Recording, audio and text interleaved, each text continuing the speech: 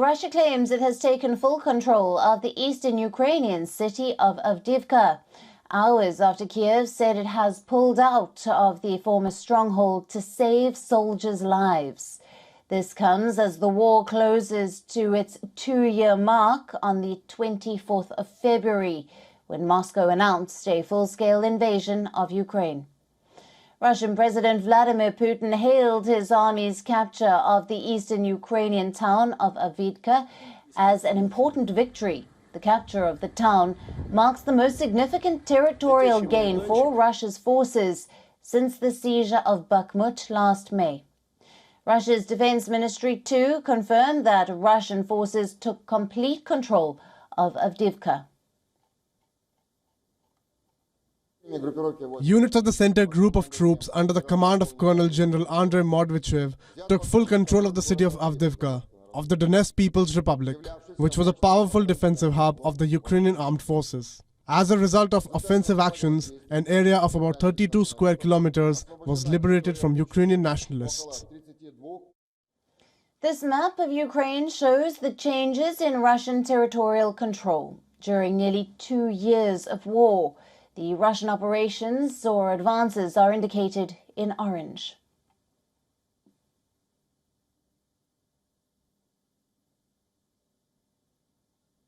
Kiev had earlier announced its withdrawal from the town, which it said was taken to reduce military casualties at a time of stretched resources.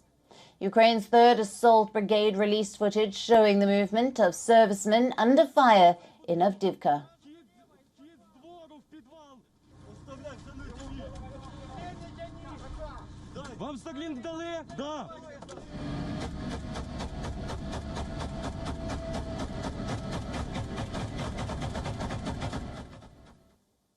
Moscow is back on the offensive in eastern Ukraine, with Kiev suffering from a shortage of ammunition and manpower.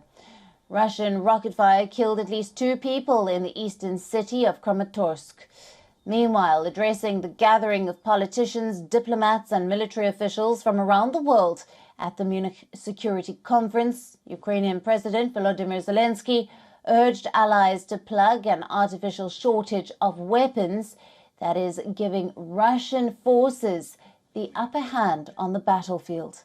He added that the stalled US aid was imperative.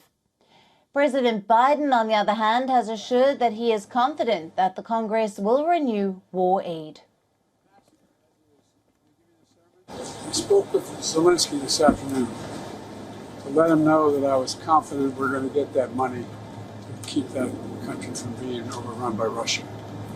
You know, there's so much at stake. I learned, I watched the television the other night, and one of the other Republican candidates saying, I've never explained to the American people why NATO is so important.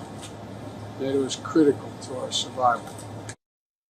Ukrainian Foreign Minister Dmytro Kuleba, who also attended the Munich Security Conference, said that he had discussed the prospects for peace with his Chinese counterpart Wang Yi. This was also part of a long-running bid to bolster relations with Beijing. Kuleba said that he had discussed Ukraine's plans to hold a global peace summit, which Switzerland has agreed to help stage.